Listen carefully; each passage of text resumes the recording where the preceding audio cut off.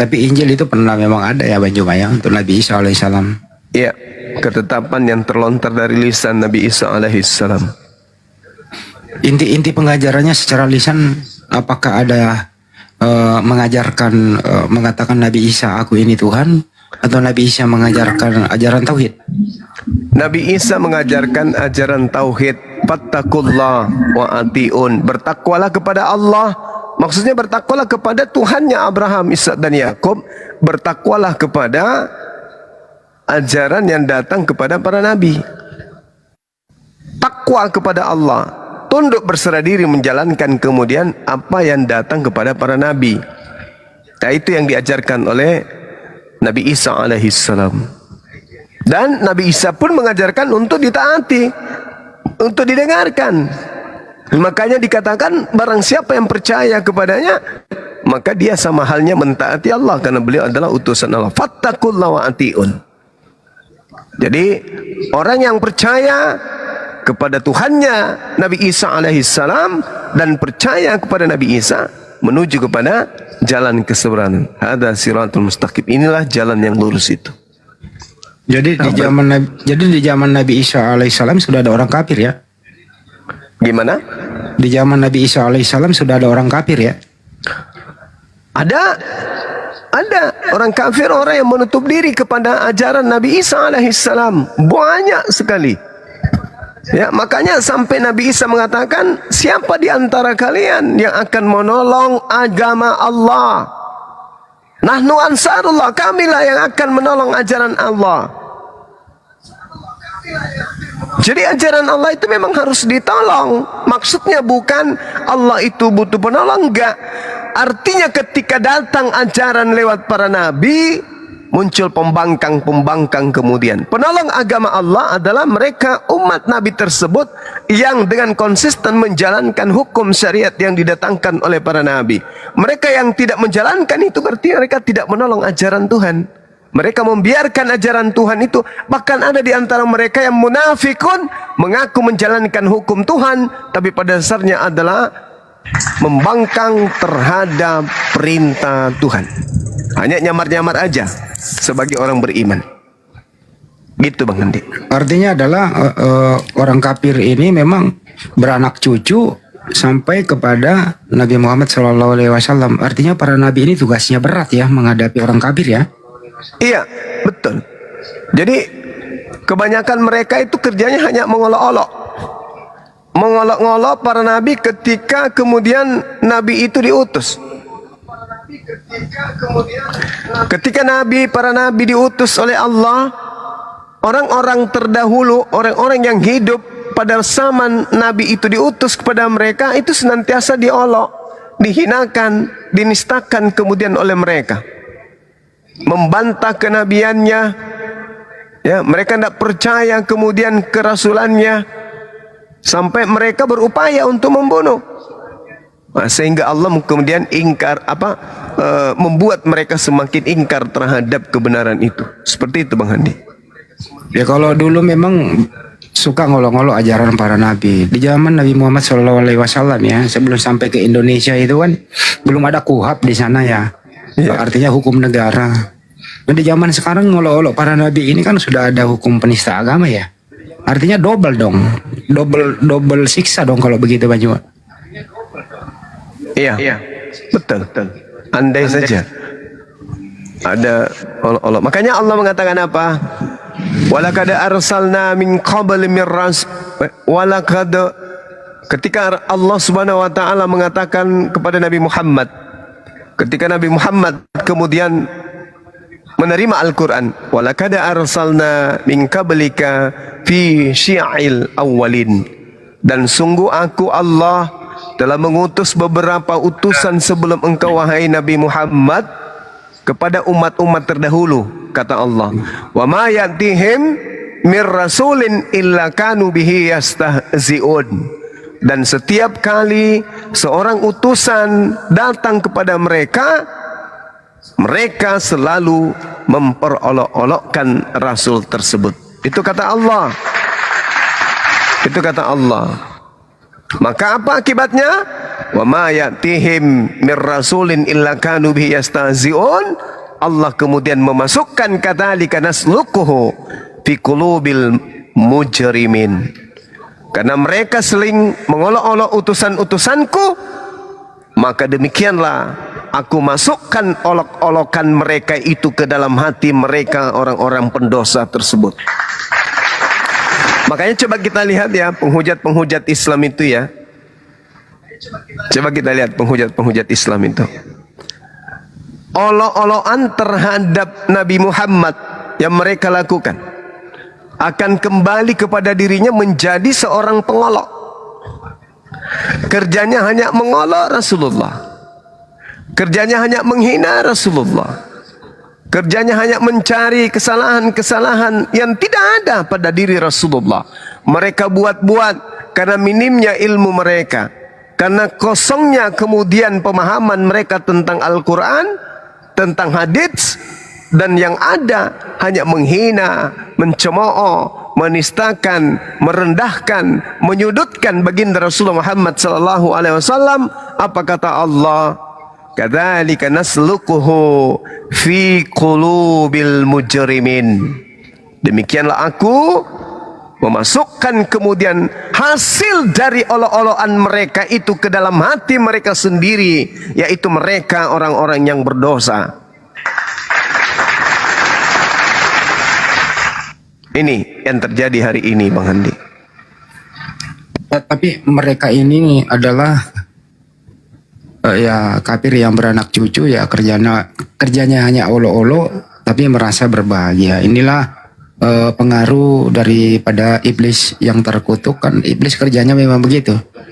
Apakah tadi kembali ke topik, orang kafir kan dikasih juga, dikasih harta, dikasih hidup, dikasih nyawa, dikasih mata, begitu. Iya. Jadi Allah Maha Pengasih, termasuk dikasih kepada orang kafir. Ada bertanya, kalau begitu mana rasa keadilan ya? Orang kafir dikasih, justru orang Islam nggak dikasih harta. Nah, aja yang nanya mana rasa keadilannya, gitu. Ad-dunya sijnul mu'min wa jannatul kafir. Jadi dunia ini adalah penjara bagi orang mukmin, dan dunia ini adalah surga bagi orang-orang kafir. Justru itulah wujud keadilan Allah. Orang-orang kafir kemudian diberikan kenikmatan-kenikmatan untuk di dunia karena sifatnya sementara. Tapi kelak di kehidupan yang kekal, mereka diberikan siksaan yang kekal. Kalau umat Islam kemudian di dunia ini tidak begitu hebat dalam hal keduniawian, itu dikarenakan dunia ini hanyalah sebagai tempat persinggahan untuk mencari bekal menuju kehidupan berikutnya. Itu yang terjadi. Jadi tapi yang lebih ngenes ini udah kafir miskin, Bang. Itu yang lebih ngenes menurut nah, saya. kalau udah kafir miskin, mungkin itu Allah begitu marah sama mereka. Mungkin Allah begitu marah, atau bisa jadi Allah memiliki rahasia-rahasia di balik semua itu yang akan terjadi kepada orang-orang seperti itu. Seperti itu, Bang. Ngomong aja Kang Ade, udah kafir, miskin, hidup, belagu pula lagi. Enggak sekalian aja begitu. Kenapa harus ditahan-tahan? Enggak lah. Apa di sana nanti aku disebutnya. lanjut Kanda coba aku nyimak lagi. Tapi intinya adalah kita sudah bisa sekarang melihat fenomena yang berkembang ya. Artinya kafir ini memang beranak cucu. Ya kita lihat saja bagaimana mereka ini tidak senang dengan ajaran Islam, berbagai cara yang dia lakukan. Ya resikonya adalah di dunia ini akan bersenggolan dengan hukum. Belum lagi nanti di akhirat kelak, kan itu. Itu intinya sih topik hari ini. Ya banggalah menjadi seorang kafir, silakan mengolok-olok. Ya kami hanya menyampaikan, kalau nggak Anda mau berhenti, ya berisiko untuk Anda sendiri. Itu sih Bang Juma. Ya, yang pada intinya kemudian adalah ini secara garis besarnya ya teman-teman. Allah Subhanahu wa taala kemudian memberikan solusi di dalam kehidupan kita. Ada pada diri manusia itu kehendak bebas. Mau beriman silakan, mau kafir silakan. Kalau mau bebas hidup di dunia ini, jalannya adalah kafir. Di situ tak ada perintah. Wahai orang-orang kafir, berpuasalah sebagaimana orang-orang yang berpuasa sebelum kamu. Itu tak ada. Wahai orang-orang kafir, dirikanlah salat pada waktu petang. Itu tak ada. Wahai orang-orang kafir, ingatlah kepada Tuhanmu pada saat engkau duduk, berdiri. Itu tak ada. Orang-orang kafir bebas. Sedangkan yang diikat oleh Allah adalah orang-orang yang mau mengikat dirinya kepada akidah, yang mau mengikat dirinya kepada aturan mainnya Tuhan. Apa itu? Mereka yang duduk memperkarakan kehidupannya, hubungannya dengan Allah dan manusia dengan landasan kitabullah Al-Quranul Karim. Mereka yang menjadikan Al-Quran sebagai pedoman hidup, kata Allah, alladzina yu'minuna bil ghaiba wa yuqimuna as-salah wa mimma razaqnahum yunfikun. Yaitu mereka yang beriman kepada yang gaib, melaksanakan salat, berinfak, dan mereka kemudian menyatakan hal-hal yang baik berupa rezeki kepada siapapun yang membutuhkan. Walladzina yu'minuna bima unzila ilaik wa ma unzila min qablik wa bil akhirati hum yuqinun. Dan mereka yang beriman kepada Al-Quran yang diturunkan kepada baginda Rasul Muhammad sallallahu alaihi wasallam dan kepada kitab yang telah diturunkan sebelum Rasulullah, dan mereka yakin akan adanya akhirat. Apa kata Allah? Ulaika ala hudam min rabbihim wa ulaika humul muflihun. Mereka lah yang mendapat petunjuk dari Tuhannya, dan mereka itu adalah orang-orang yang beruntung. Ini Islam, Bung. Ini Islam. Ketika kemudian mereka melakukan kesalahan, taubat. Mereka punya upaya sendiri untuk membersihkan diri mereka sendiri. Dengan cara apa? Menjalankan hukum Tuhan, menjalankan hukum Allah. Kembali kepada hukum Tuhan, maka dosa akan dihapuskan. Jadi Allah didudukkan sebagai hakikat yang maha tinggi, tidak pernah turun setengah, apalagi turun sampai level bawah menjadi mayat. Itu tak ada dalam konsep kebenaran Islam. Berbicara mengenai konsep Tuhan itu tak ada. Jadi keselamatan yang diberikan oleh Allah Subhanahu wa taala itu harus tertuntun, ya, terpimpin oleh Al-Quranul Karim yang didatangkan oleh pewahyuan melalui perantaraan Roh Kudus. Solusi terakhir, dosa, taubat. Hanya itu. Jadi Tuhan itu tidak pernah kemudian datang menjadi Isa Al-Masih, nggak pernah. Tidak pernah datang menjadi putra Bunda Maryam, tidak pernah. Tidak pernah. Dan tidak akan pernah, sebab Tuhan pencipta langit dan bumi itu bukan makhluk dan tidak pernah berubah menjadi makhluk. Nah, jadi di Islam, orang kafir adalah musuh Allah, dan musuh Allah ini kemudian pasti akan dibakar di dalam api neraka. Tapi kalau di luar Islam, musuh malah dikasihi.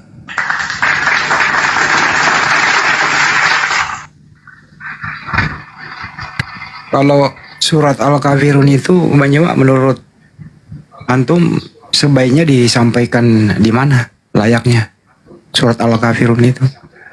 Ya, jadi seruan kepada orang kafir harus kita sampaikan kepada orang kafir dong. Masa iya saya sama Bang Handi, Bang Handi, kadia, sit down please, duduk. Ini saya mau mengatakan sesuatu. Apa itu? La a'budu ma ta'budun. Ini kan aneh, ya kan? Kok jadinya ke Bang Handi larinya? Bang Handi kan bukan orang kafir. Kenapa ayat ini dibacakan ke Bang Handi? Oh, yang nyata di sini siapa yang kafir antara saya dan Bang Handi? La a'budu ma ta'budun. Aku tidak akan menyembah apa yang kamu sembah. Kan lucu. Berarti salah satu di antara saya dengan Bang Handi ini ada yang kafir. Masya Allah. Iya kan? Iya. Berarti saya harus mengatakan apa kepada Bang Handi? Nah, jadi ayat ini, surah ini harus disampaikan kepada orang kafir. Wala antum abiduna ma a'bud. Dan kamu bukan penyembah apa yang aku sembah. Bang Handi keberatan. Kurang ajar bang semua ini. Iya juga ya. Ya, kebetulan Orang kafir. ada orang kafirnya Kenapa kau bang. mengatakan, Bentar, Bro. Tuh. Ya lanjut dulu bang. kenapa kau mengatakan aku menyembah apa yang tidak kamu sembah, dan kamu menyembah apa yang aku tidak sembah? Bang Handi, wala antum abiduna ma a'bud, Bang Handi. Dan kamu bukan penyembah apa yang ku sembah. Wih, celaka ini. Aku dikafirkan dong. Jadi ayat ini harus kita sampaikan keluar. Kita sampaikan keluar kepada saudara-saudara kita Kristen, pada saudara-saudara kita Hindu, Buddha. Kita sampaikan kepada mereka, jangan ke Islam-Islaman karena Tuhan kita berbeda. Jangan ke Islam-Islaman karena kami tidak akan menyembah Tuhanmu dan kamu tidak akan menyembah Tuhan kami. Jadi nggak perlu kau pakai nama Tuhan kami. Itu maksudnya. Di sini Wala apa- ana abidum ma abattum. Aku tidak pernah menjadi penyembah apa yang kamu sembah. Jadi sembahlah Tuhanmu, Theos. Kembalikan Tuhan saya, Allah. Begitu Bang Handi. Jadi di sini Kanda lah Juma, saya mau bertanya ini, boleh nggak? Bang Andi, Belum, sebentar selesai. aku mau bertanya. selesaiin dulu ini topik. Bentar. Oh, boleh, Ya. silakan. Jadi di sinilah intinya bahwa surat yang kayak ya seperti tadi ini tuh turunnya di surat Makkiyah ya Banyumaya, ditujukan kepada kafir-kafir yang ada di Mekah. Beda dengan Madaniyah ya untuk pemantapan iman. Itu kira-kira kesimpulannya ya. Iya, betul. Ya, oke, makasih. Lanjut Kang Ade. Saya mau Bentar saya sapa ini dulu nih. Iya, Pi. boleh, Bang. Play, Silakan. play. Salam, selamat malam play. Dibuka mute-nya bro. Halo ya, Ya, Anda Kristen kan ya? Kristen. Ya, Anda udah menyimak tadi penjelasan dari Bang Juma. Lanjut aja dulu Bang, lanjut. Oh gitu. Oke, kalau gitu Bang Ade silakan. Anda nyimak dulu ya. Saya mau bertanya ini sama Kanda Juma ini. Kalau roh dengan arwah itu sesuatu yang sama atau beda, Mbak Kanda Juma? Gimana Bang? Roh dengan arwah. Waduh. Kita kan diberi pengetahuan tentang yang begitu yang hanya sedikit Kang Ade. Jangan terlalu dalam lah. Roh itu bahasa Enggak. Quran. Iya, kalau arwah, Kalau arwah itu kurasa bahasa kita itu. iya. Nah, mereka ini ketika saya menyampaikan kamu menyembah kalau Tuhanmu arwah, mereka tersinggung. Tuhanku roh bukan arwah. Heran gitu loh. Bukan dan cuma padahal kan konteksnya sama kan. Nggak ada masalah kan kalau kok nggak mau gitu dikatakan menyembah arwah. Udah nyebrang lagi dah Kang Ade. Jangan nyebrang ah. Saya bertanya bukan penistaan. Bukan penistaan, saya bertanya. Gitu loh. Jadi kenapa kok marah kalau dikatakan menyembah arwah? Padahal kan konteks arwah itu kan bahasa Indonesia ya, bahasa Indonesia. Kalau bahasa Arabnya itu ruh kan. Tapi pengertiannya kan sama. Kan begitu. Tapi mereka itu malah marah ke saya. Dia katain apa? Kamu menyembah arwah sama dengan orang-orang India. Pada prinsipnya sama, hal goib semua nggak kelihatan. Pada prinsipnya sama. Disimpulkan aja lah ya. Iya. Orang Oke. Orang Indian merah itu yang di Amerika itu kan menyembah roh itu. Ya lanjutkan aja Mbak. Itu yang saya tahu sih. Silakan lanjut aja. Mau nanya bisa Bang Juma? Dari Islam apa Kristen dah Bang? Iya. Kristen Bang, Kristen. Oke, silakan Bang. Jadi kalau menurut Abang yang digantung salib itu kalau menurut Islam Gimana? yang menurut Abang kalau Islam kalau digantung Tuhan Yesus itu berarti apa? Kalau di Al-Quran itu Nabi Isa alaihissalam tidak disalibkan, tapi yang disalib itu adalah orang yang diserupakan bagi Nabi Isa alaihissalam.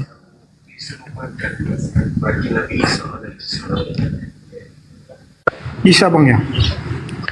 Ya, Nabi Isa alaihissalam kemudian tidak disalib Karena Nabi Isa itu orang benar, Nabi Isa itu orang suci. Sedangkan yang mati disalib itu adalah penggantinya. Nah, yang mau dihukum di sini bukan Nabi Isa, yang mau dihukum di sini adalah orang yang membuat tipu muslihat, orang yang membuat kemudian makar, orang yang menolak Nabi Isa alaihissalam. Itulah yang mau dihukum, bukan justru Nabi Isanya yang mau dihukum, tapi mereka yang menolak Nabi Isa lah yang mau dihukum. Sehingga bagi mereka Tuhan serupakan Nabi Isa itu. Apa hukumannya? Mereka bingung, mereka pusing, mereka berselisih paham tentang ini yang dibunuh ini siapa sih? Nah, itulah hukuman bagi mereka.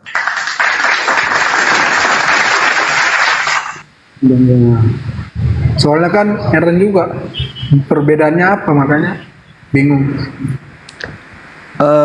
Jadi gini saudaraku, sebenarnya tentang penyaliban itu yang bermasalah hanya Islam dan Yudaism. Tak ada hubungannya dengan Kristen. Kristen itu hanya menerima hasil dari perselisihan antara Islam dan juga orang Yahudi kaitannya dengan cerita penyaliban tersebut. Jadi orang-orang yang bermasalah kaitannya di sini adalah orang yang mengimani Nabi Isa bermasalah dengan orang yang menolak Nabi Isa. Nabi Isa datang bukan ke Kristen, Nabi Isa datang kepada Bani Israel. Bani Israel menolaknya. Seperti itu adanya. Ketika Bani Israel menolak Nabi kami, Nabi Isa alaihissalam, mereka berupaya ingin membunuh Nabi kami, Nabi Isa alaihissalam. Tuhan kami kemudian menyelamatkan Nabi Isa alaihissalam ke langit. Selesai perkara. Berjalan waktu, karena pada saat itu Bani Israel, tanah tempat mereka berpijak dalam penguasaan tentara Romawi. Tentara Romawi pada saat itu adalah penyembah-penyembah dewa. Ada sekelompok orang-orang Farisi, orang-orang ahli kitab yang kemudian karena mereka berselisih paham membuat makar, maka Allah membalas makar itu sehingga orang yang diserupakan Nabi Isa menjadi seperti ini adanya saat sekarang. Mereka menganggapnya Elohim, mereka menganggapnya Tuhan, mereka menganggapnya Allah yang menjadi manusia. Nah, itulah hasil dari makar yang mereka buat, orang-orang ahli kitab buat pada masa itu. Silakan.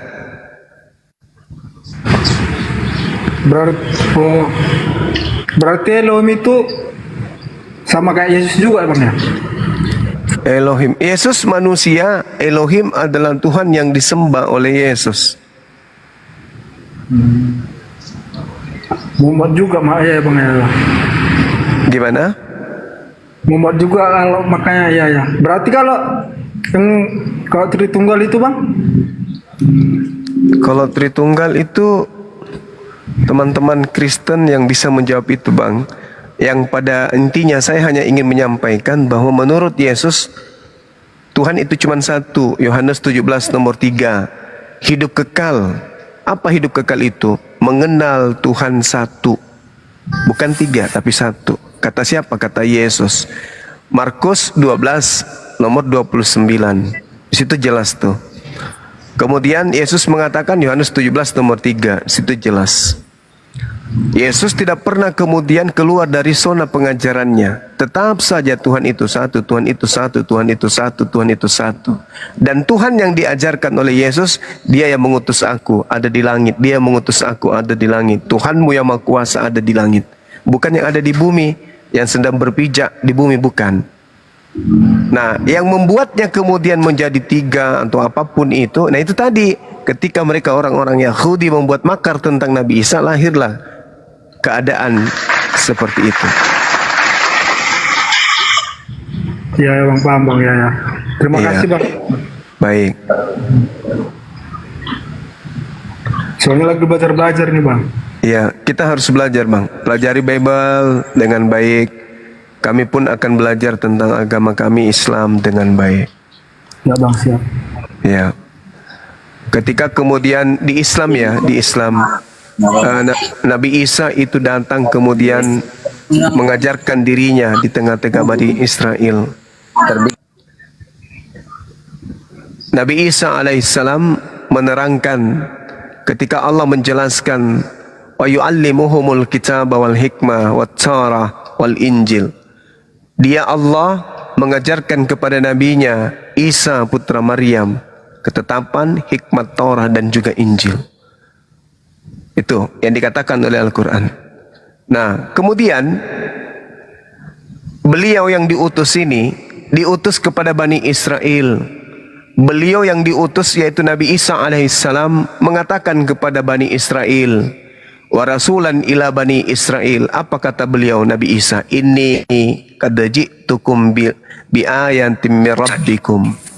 Aku Nabi Isa telah datang kepadamu dengan sebuah tanda mukjizat dari Tuhanmu. Apa itu? Inni akhluqu lakum minat tin kahai'atit tayri fa anfukhu fi wa yakunu tayra biiznillah. Aku datang sebagai rasul dari Tuhanmu untukmu wahai Bani Israel. Aku diberi mukjizat sebagai tanda kenabianku untuk kuperlihatkan kepadamu. Aku kemudian membuat sesuatu dari tanah berbentuk seperti burung, lalu aku meniupnya, maka ia menjadi seekor burung dengan izin Allah. Itu tanda kerasulan yang kuperlihatkan kepadamu. Tapi apakah mereka kemudian percaya? Tidak. Mereka tidak percaya. Mereka kemudian membangkang, ini bukan, ini pasti tukang sihir. Mereka membuat makar. Padahal Nabi Isa hanya mengatakan apa kepada mereka? Innallaha rabbi wa rabbukum fa'buduh. Sesungguhnya Allah itu Tuhanku dan Tuhanmu, karena itu sembahlah Dia. Inilah jalan yang lurus. Hadza siratum mustaqim. Itu Nabi Isa ajarkan kebaikan-kebaikan kepada mereka. Nabi Isa tidak pernah mengajarkan sesuatu yang mungkar kepada mereka. Tapi apa kata Allah? Falamma ahassa Isa minhumul kufra qala man ansari ilallah qala al hawariyuna nahnu ansarullah amanna billah washhad bi anna muslimun. Ketika Nabi Isa kemudian merasakan sekelompok orang-orang ingkar kepada mereka, mereka ini ingkar kepada Nabi Isa, Nabi Isa kemudian berkata untuk memilih siapa yang menjadi setia dalam pengajarannya. Man ansari ilallah. Siapa yang akan menjadi penolong untuk menegakkan agama Allah?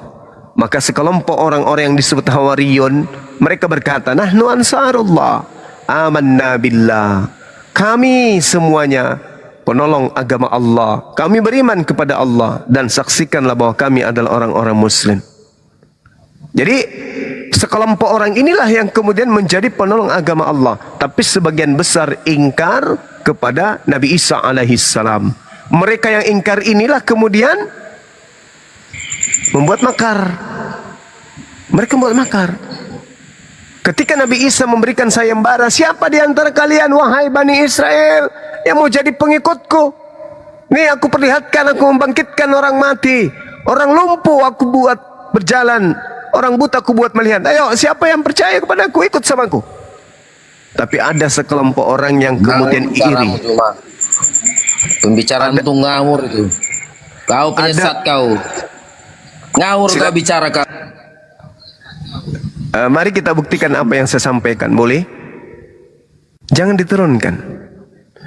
Ini kekurangan kita, kalau ada penghujat langsung diturunkan. Biarin aja dia. Jadi yang nampak di permukaan itu Kristen baik-baik aja, yang jahat-jahat diumpetin. Iya, moderator itu dinaikin lagi ya, moderator. Nggak apa-apa.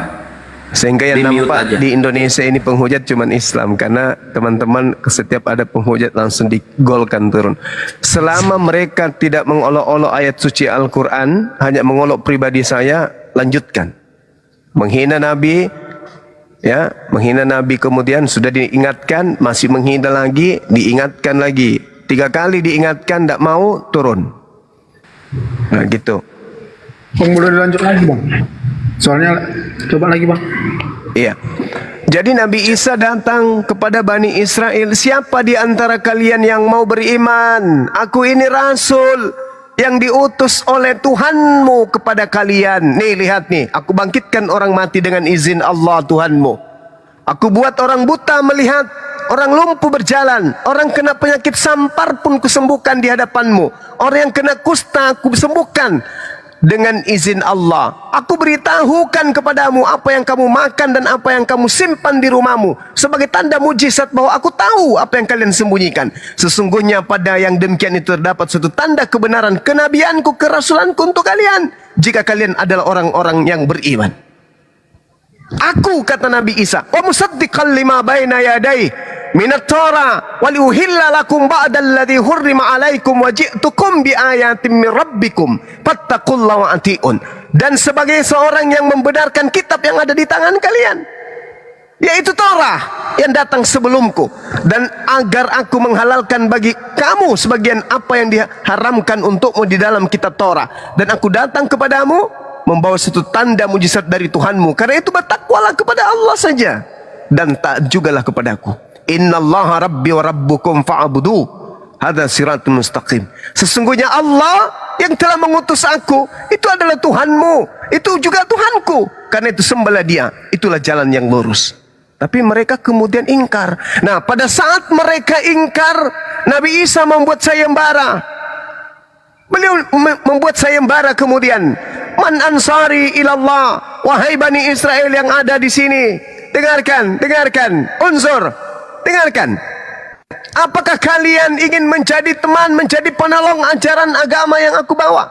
Sekelompok kemudian orang mengatakan, nahnu ansarullah, nahnu ansarullah, nahnu ansarullah. Kami ikut untuk menolong ajaranmu. Amanna billah, kami beriman kepada Allah, kepada Tuhan yang engkau ajarkan. Washhadu bi anna muslimun, dan kami bersaksi bahwa kami adalah orang-orang berserah diri kepadamu. Nah, sampai pada akhirnya apa sahabat-sahabat? Semakin banyak orang yang percaya kepada Nabi Isa alaihissalam, maka sekelompok orang yang ingkar tadi membuat tipu muslihat. Ini kalau Nabi Isa dibiarkan bahaya, karena dia berpengaruh, dia punya mujizat. Kalau kita biarkan kemudian, maka orang-orang yang menindas bangsa ini akan datang merampas tempat suci kita. Apa yang terjadi? Mereka membuat makar, mereka berupaya membuat supaya rencana supaya membunuh Nabi Isa alaihissalam. Nah, itulah. Ketika kemudian mereka berupaya membunuh, ketika berupaya membunuh Nabi Isa alaihissalam, Allah kemudian menolong nabinya. Tadi ini dinaikkan, bisa nggak nanya nih? Ya, silakan Bang. Pertanyaannya dua. Ya. Apakah Nabi Muhammad pernah bersyahadat? Jelas, beliau adalah orang yang... Tunggu. Nanti aja dijawab nanti. Jadi Muslim wajib mengimani Taurat. Yes. Apakah Nabi Muhammad menjalankan hukum Taurat? Taurat itu adalah hukum yang diajarkan oleh Allah kepada Nabi Musa dan kaumnya. Al-Quran surah Al-Araf ayat 144 sampai 145. Silakan. Isi Taurat itu jangan membunuh, jangan berzina, jangan berdusta, hormati ayah ibumu. Itu apakah dijalankan Nabi Muhammad? Sekali lagi saya katakan kepada saudara, itu hukum Taurat adalah isi perintah kepada Nabi Musa dan kaumnya. Mudah-mudahan Anda bisa mencerna jawaban saya. Mengimani berarti harus menjalankan, mengimani. Iman adalah percaya. Saya percaya bahwa Bill Clinton adalah presiden Amerika. Bukan berarti saya adalah penduduknya. Gini bro. Ya. Lu bilang isi Alkitab itu kan palsu. Saya kapan mengatakan isi Alkitab itu palsu? Kalian bilang isi Alkitab itu palsu. Kok kapan-kapan banyak tiap hari? Hah? Siapa ya yang pernah mengatakan isi Alkitab itu palsu? Oh, mungkin maksud saudara Bible itu bukan firman Tuhan. Mungkin itu maksudnya. Kalau saya Bible yang kamu pegang itu bukan firman Tuhan. Itu kalau saya. Tapi saya tidak pernah mengatakan Alkitab itu palsu. Pegang bicaramu cuma. Kupegang bicaramu. Iya, Kalau Alkitab bukan firman Tuhan. Pegang gini. Oke, baik. Jadi yang mana yang mau saya luruskan dulu nih? Tunggu dulu. Kalau Alkitab, kalau Bible. Bentar, satu Jatonas dulu ya, sniper ya, diam dulu, jangan keroyokan, diam dulu. Tahu saya dari Satu gereja juga kita tanggapi, diam dulu, silakan Jatonas. Silakan Bang. Gini. Iya. Jadi kalau Alkitab itu atau Bible itu palsu atau nggak asli lagi, nggak ori lagi, Iya. kenapa selalu isi Alkitab yang kamu bahas untuk mendukung argumenmu gitu? Bagus, pertanyaan yang sangat cantik. Al-Quran saya telah membahas Bible Anda dalam surah Al-Baqarah ayat 78 sampai 79. Apa kata kitab saya kemudian tentang kitab saudara?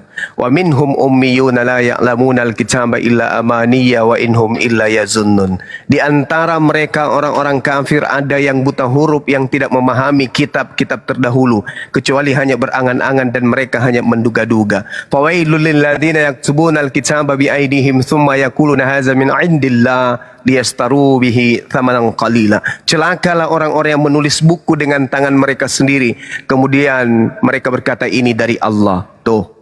Bukan itu jawabannya. Nah, untuk membuktikan untuk membuktikan pertanyaan saya gini, untuk membuktikan kitab suci saya yang mengatakan celakalah orang yang menulis buku dengan tangannya sendiri bukan firman Allah, saya lihat di Bible memang betul.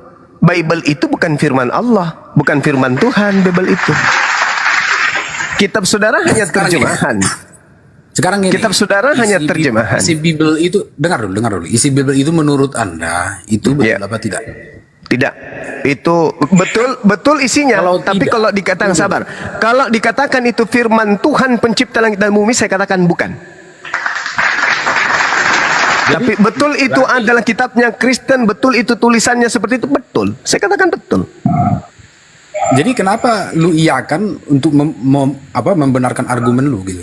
Lah, begini saudara, ketika berbicara mengenai Torah, orang Kristen punya dimensi untuk menceritakan itu. Padahal Torah jauh ke Kristen. 1400 tahun jaraknya kepada Nabi Isa alaihissalam. Kalian ngomong tentang Torah, kitabnya orang Yahudi, tak ada hubungannya dengan kalian. Nah, Al-Quran kami mengulas kitab-kitab tersebut, termasuk kitab Anda. Selayaknya kemudian Orde Baru membahas Orde Lama, Reformasi membahas dua Orde tersebut, Orde Lama dan Orde Baru. Al-Quran membahas semuanya. Jadi ketika Al-Quran kami bahas, pasti menyerempet kepada kitab-kitab sebelum Al-Quran. Termasuk kitab saudara. Ini Al-Quran. Surah Al-Baqarah ayat 78 sampai ayat 79. Jadi selamanya kaidahnya itu adalah yang telah berlalu akan dibahas pada masa hari ini. Itu yang terjadi. Itu hukum alam. Itu hukum alam. Lu nggak ngerti. Oke, silakan. Tiap hari lu bahas isi Bible, ayat-ayat di Bible untuk mendukung argumen lu gitu. Sementara lu di lain sisi lu bilang itu palsu. Itu ayat Alkitab Kristen itu palsu, Injil Kristen itu palsu.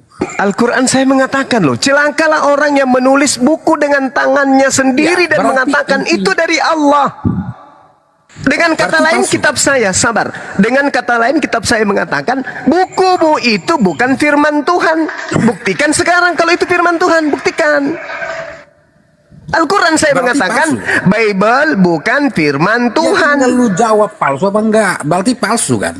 Kalau Anda mengatakan apakah kitabnya Kristen asli tulisan Lukas, saya katakan asli. Apakah Bible itu firman Tuhan? Saya katakan bukan. Kalau dipaksakan firman Tuhan, maka itu adalah firman Tuhan yang palsu. Paham sampai situ? Pertanyaannya gini, silakan. tulisan Lukas itu lu percaya apa enggak?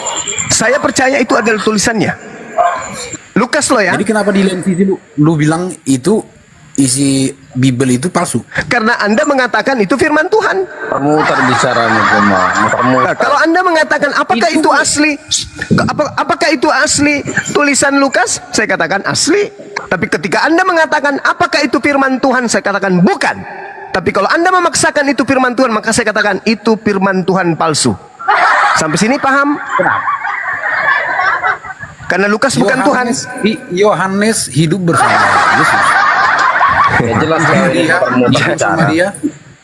Jangan terlalu jauh, Bang. Jangan sampai kusiksa Anda nanti membahas tentang masa penulisan. Sama Yesus. Jangan sampai saya siksa Anda. Dia itu anak Tuhan, dia itu ini, dia itu anak ini. Tuhan, gitu. anak bertuhan. Terus datang Tuhan dia beranak. Kemudian bilang dia itu dulu Bang Nabi, dia itu nggak disalib. Enggak, ini Anda harus dia diurut. Dia itu gini.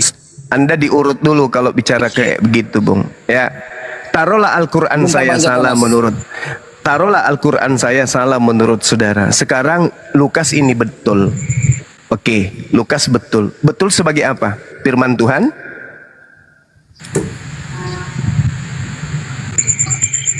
Firman Tuhan. Oke. Orang Tuhan gimana? mana yang berfirman kepada Lukas? Bukan Lukas, Tuhan yang berfirman kepada Mulai Lukas. Dia mulai mulai ngaco. Anda mengatakan tulisan Lukas firman Tuhan. Tuhan mana yang berfirman kepada Lukas? ya Tuhannya orang Kristen lah. Siapa? Ya pengikut Yesus. Kenapa Tuhannya Kristen pengikut Yesus? Nah, mulai macet. Anda gagal membuktikan Lukas itu firman Tuhan. Anda selesai Al-Quran saya betul. Tuhan Oke, Al-Quran udah saya gantian betul. Jatonas gantian Oke, sama Anda sniper. gagal Satu membuktikan lagi Lukas belum firman dijawab. Tuhan. Tadi kapan Muhammad? Udah diam dulu, gantian dulu sama Anda sniper. gagal. Satu lagi Kitab Anda belum gagal. dijawab. Al-Quran Kapan saya benar mengatakan bahwa kitab Anda itu hanya tulisan manusia. Oke, maaf ya. Terima kebenaran itu. Sekarang giliranmu, saudara siapa Satu lagi namanya? jawab dulu. Kapan Muhammad? Diam dulu berbicara? Jatonas, kuain di wawalan sambal cibiuk sih bu sungut nak belekuk. Diam dulu, sniper silakan. Habis ini Bang Jotanas nanti balik lagi. Silakan, saudara sniper, silakan. Bentar dulu. Tari ngomong, Ntar dikasih bicaranya kesempatan, dari diam. Katanya tidak jelas. Silakan Bang, silakan. Nah, bukan diam. Sinyal dia merah guru, Merah. dia sinyalnya kena rock. Ini Saudara mengatakan Al-Quran. Ya dengar dulu. Tadi perkataan si Juma ini mengatakan dari Al-Quran mengatakan kalau Alkitab itu bukan firman Tuhan. Tolong dulu jelaskan bahwasanya kalau ini sinyalnya dia merah. Coba salibnya dipindahin ke kiri biar itu sinyalnya bisa bagus. didengar. Mending turun dulu bro, cari sinyal deh. Nah, tolong dulu jelaskan Juma. Ya, Kau jelaskan dulu bahwasanya kalau firman itu kalau Alkitab itu bukan firman Tuhan. oke, baik. Firman Tuhan itu tidak bisa dikoreksi oleh ciptaan, oleh manusia. Sepintar apapun manusia tidak akan pernah bisa mengoreksi firman Tuhan. Tidak ada kekuatan di atas muka bumi ini yang bisa merevisi firman Tuhan. Firman Tuhan adalah suatu ketetapan mutlak absolut yang tidak bisa diganggu-gugat oleh makhluk. Sedangkan kitabmu dikoreksi, direvisi. Itu bukti akurat kitabmu bukan firman Tuhan. Selesai.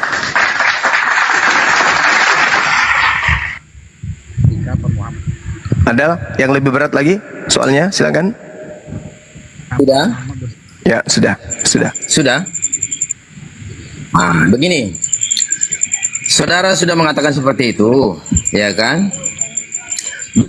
Bagaimana dengan Al-Qur'anmu? Apakah langsung Al-Quran itu disampaikan kepada Nabi Muhammad atau itu Al-Quran ditulis apa tidak? Oke, baik. Al-Quranul Karim kemudian menyatakan dirinya bahwa Al-Quran ini diturunkan oleh Allah, diwahyukan oleh Allah, dan kemudian Allah menjamin untuk memeliharanya. Inna nahnu nazzalna zikra wa inna lahu lahafizun. Sesungguhnya aku yang menurunkan Al-Quran dan aku pasti akan memeliharanya. Alhamdulillah, Al-Quran diwahyukan kepada baginda Rasulullah Muhammad sallallahu alaihi wasallam 1400 tahun, tidak pernah berubah sedikit pun. Itu bukti. Itu bukti. Yang gua belum dijawab dari tadi lu. Oke. Oke. Ada lagi? Kalau memang betul Al-Quran tidak pernah berubah, dengar dulu. Kalau memang betul Al-Quran tidak pernah berubah, dan wahyu langsung dari Allah yang kamu sebutkan itu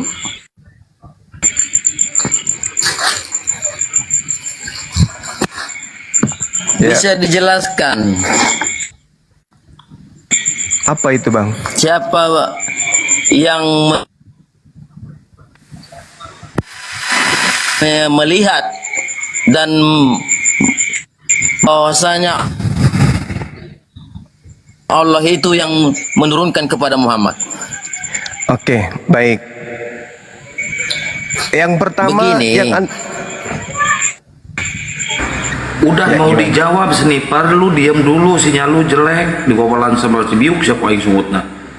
Ya, Guru ndak dilanjut dulu, ini saya turunin dulu si Senipirnya biar dapat ini yang bagus dia sinyal. Boleh saya bertanya lagi Bang Juma? Bentar, Guru ndak mau menjawab yang si Senipir dulu. Saya jawab dulu, Bang. Jadi terkait dengan kenabian Rasulullah Muhammad sallallahu alaihi wasallam dengan ruang lingkup kenabian dan pewahyuan Al-Qur'an, Allah Subhanahu wa taala menjelaskan, a'udzubillahi minasyaitonirrajim, lakinillah yashhadu bima anzala ilaika anzalahu bi ilmi wal malaikatu yashhadun wa kafa billahi syahida.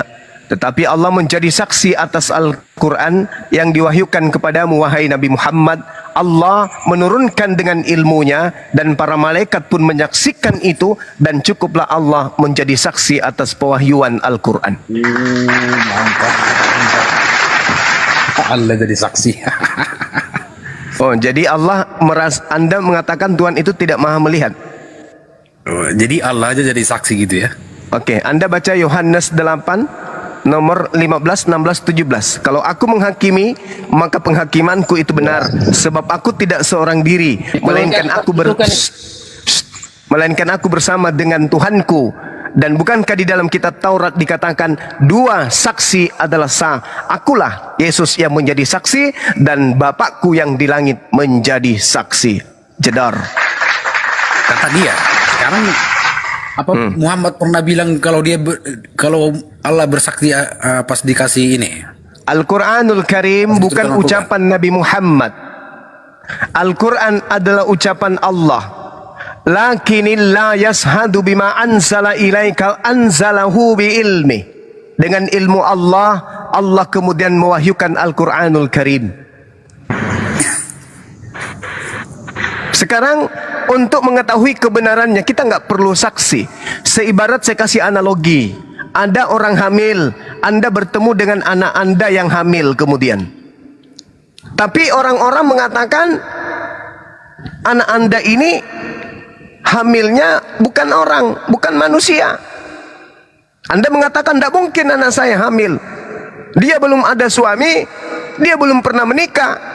Maka untuk membuktikan kemudian bahwa anak Anda pernah digauli oleh perempuan, oleh laki-laki, maka diperiksa perutnya, pakai komputer, pakai alat, dideteksi hamil betul dia. Apakah Anda perlu membuktikan bahwa dia pernah digauli? Tidak.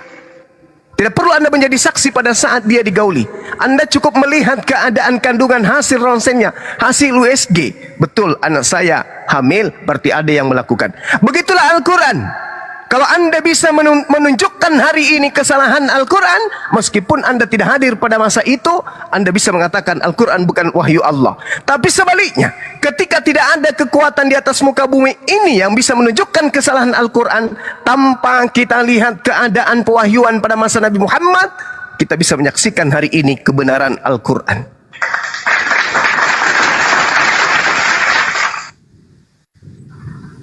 Bagaimana dengan Bible?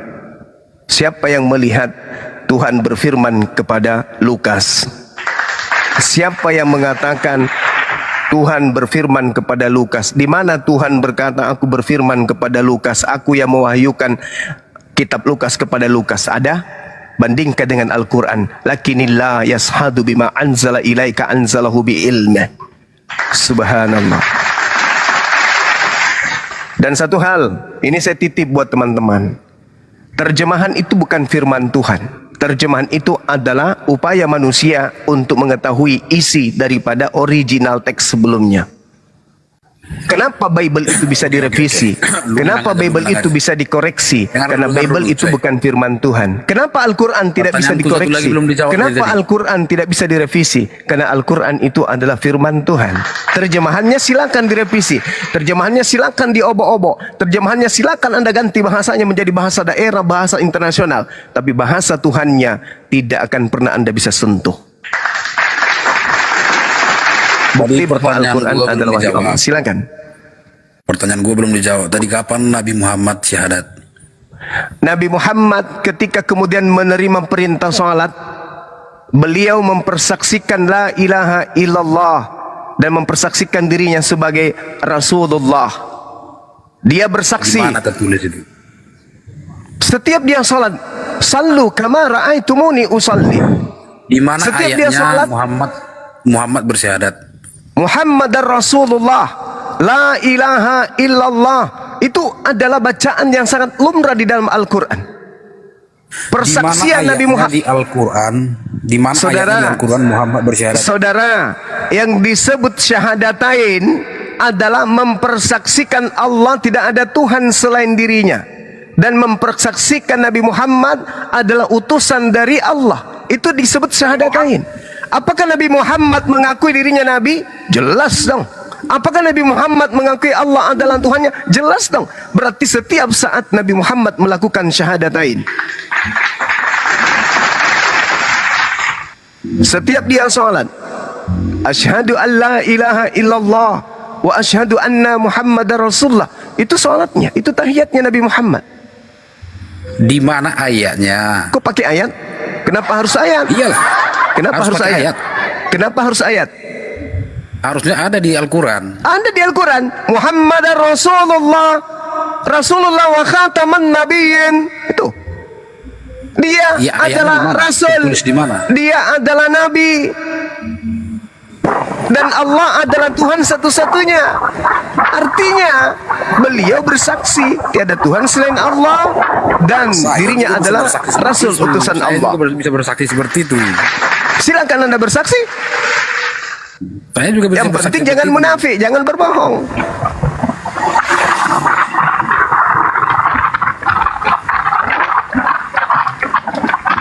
Ini ada yang noise, moderator gercep dong. Intinya nggak bisa dijawab ya. Inti apanya? Rasulullah Shallallahu Alaihi Wasallam Di mana bersabda, tertulis? Islam dibangun di atas lima Cukup. Sekarang bersaksi bahwa tidak ada Tuhan selain Allah dan bahwa Muhammad adalah utusan Allah. Kitab Iman bab 1 Udah. ya Kenapa dalam diturunkan? Sahih Bukhari nomor 8. Dari Ibnu Umar radhiyallahu Dan anhu diminta ayat Rasulullah Al-Quran. bersabda, Islam dibangun di atas 5 prinsip berikut, yakni bersaksi bahwa tidak ada Tuhan selain Allah dan bahwa Muhammad adalah utusan Allah. Ini Rasulullah sendiri yang ngomong. Wallahu alam bisawab. Lanjut, Kanda Juma, saya hanya membantu menjawab. Lanjut. kenapa tadi diturunkan itu? Apa dia turun sendiri? Ya, lanjut ke Nggak ada yang nurunin. lanjut ke Playwit. Playwit silakan. Halo. Ya, silakan lanjut. Berarti Bang, kalau kita berpindah keyakinan, apakah dosa kita dihapuskan Bang? Ya, betul. Dihapuskan secara apa itu Bang? Allah menghapuskan dosa-dosa. Ketika kemudian orang itu meninggalkan kemudian penyembahan kepada selain daripada dirinya. Al-Quran surah Al-Anfal ayat 38. Allah subhanahu wa ta'ala menjelaskan gini. A'udzubillahi minasyaitanirrajim. Qul lilladzina kafaru iyantahu yughfar lahum ma qad salaf wa iya'udu faqad madat sunnatu awalin. Katakanlah kepada orang-orang kafir, jika mereka berhenti dari kekafirannya, niscaya Allah akan mengampuni dosa-dosa mereka yang telah lalu. Dan jika mereka kembali lagi memerangi Nabi, sungguh berlaku kepada mereka sunnah terhadap orang-orang dahulu, yaitu mereka yang dibinasakan. Jadi perintahnya, katakanlah kepada orang kafir, jika mereka berhenti dari kekafirannya, Allah akan mengampuni dosa-dosanya yang lalu. Anda terlahir kembali menjadi anak yang suci bersih. Dan kebaikan-kebaikan yang Anda lakukan terdahulu masa lampau itu tetap dihitung sebagai amal pahala yang baik. Al-Quran surah Al-Anfal ayat 38. Jadi kalau hari ini, malam ini Anda bersyahadat, dosa-dosa Anda bersih sebersih-bersihnya. Anda seperti kertas putih yang tak bernoda.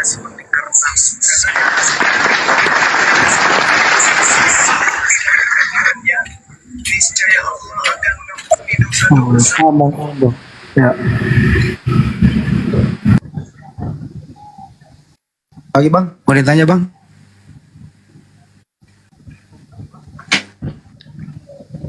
Bang, Iya bang.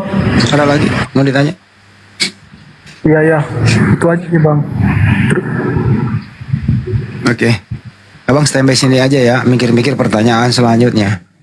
Diego Store silakan. Sebelum ke Bang Aldo. Diego Store silakan. Diego. Nggak ngomong diturunin aja kali ya. Turunin ya. Aldo. Malam bro. Shalom. Assalamualaikum. Selamat malam semuanya. Suara saya jelas nggak?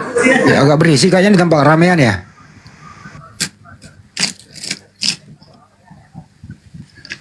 Tempat keramaian kayaknya. Ini topiknya kitab Kristen atau apa ya? Ya, menurut Bang Aldo, terjemahan itu, ini kan tadi topik nih. Menurut Bang Aldo, terjemahan yang berbahasa Indonesia itu, terbitan Lembaga Bible Indonesia itu, menurut Anda itu kitab suci atau bukan? Itu terjemahan kitab suci. Tepatnya itu seperti itu. Kalau kitab sucinya Kristen itu, terutama yang PB ya, itu ada yang Aramaik, ada yang Yunani gitu. Tergantung itu alirannya, itu pilih yang mana gitu. Yang firman Tuhan itu yang Yunani Aramaik atau yang berbahasa Indonesia yang firman Tuhan? Nah, tidak semua aliran Kristen bilang kitab suci itu adalah firman Tuhan. Yang bilang kitab suci firman Tuhan adalah aliran-aliran Kristen modern.